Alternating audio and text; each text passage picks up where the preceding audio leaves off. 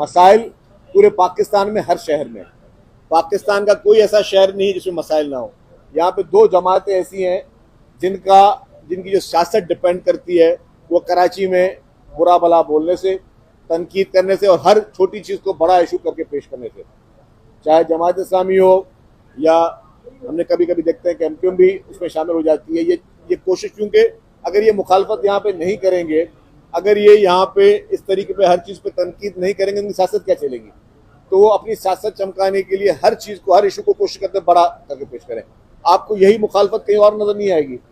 आप देखेंगे बाकी सूबों में, बाकी शहरों में वाक़यात हुए, ये दोनों जमातें क्यों खामोश थी? आप देखेंगे वहाँ पे तो बलदियाती निज़ाम भी नहीं है, पंजाब में बलदियाती निज़ाम नहीं है, बाकी जगहों पर बलदियाती निज़ाम नहीं है। वहाँ पे अगर इस तरह के वाक़यात होते हैं तो ये वहाँ पे ये एमक्यूएम और जमात इस्लामी आके क्यों बयान नहीं देती? क्या वहाँ का इंसान नहीं है?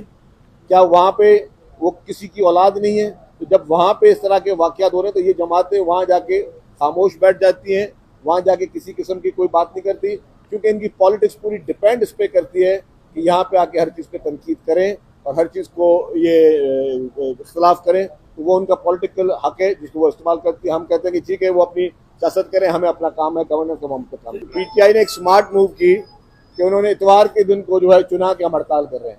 अब इतवार को आपको पता है कि पूरे पाकिस्तान में वैसे हॉलीडे होता है, ना ही दुकानें खुलती हैं, ना ही सरकारी दफातर खुलते हैं, ना स्कूल खुलते हैं, ना कॉलेजेस खुलते हैं।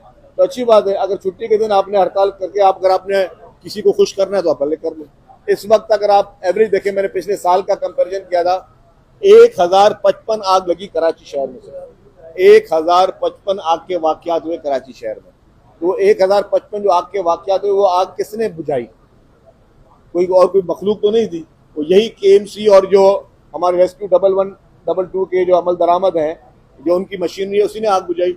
एक वाक़या, एक संगीन वाक़या हो गया जिसपे भी हम उसको वो नहीं कह रहे कि जी हम बरी-उज़्ज़मा है, उसके लिए हुकूमत ने खुद भी कार्रवाई की और जो जुडिशल कमीशन की तश्कील थी वो किया, और जुडिशल कमीशन अभी तश्कील हो भी गया है, एक जज साहब उसके लिए मुकर्रर भी हो गए, वो अपनी फाइंडिंग दे देंगे। लेकिन ये नहीं कि हमने कहा कि जी हमारा बिल्कुल कसूर नहीं है।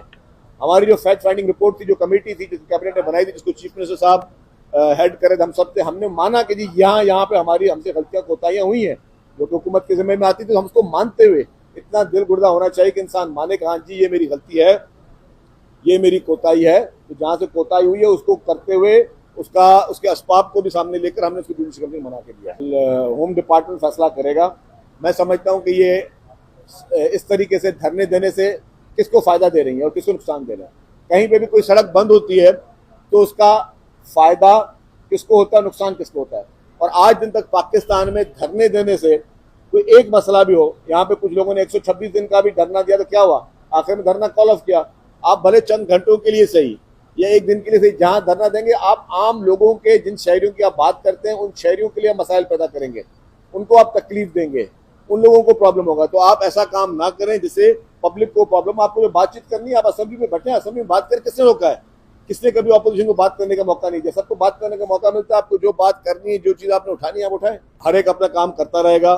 जो लोग सोशल मीडिया पे बैठकर इल्ज़ाम लगाते हैं उनका जवाब भी हम देते हैं। बात यह है कि जी हुकूमत के ऊपर तनकीद करने वाले तनकीद करें, जो भी करें आइन और कानून के दायरे में करें।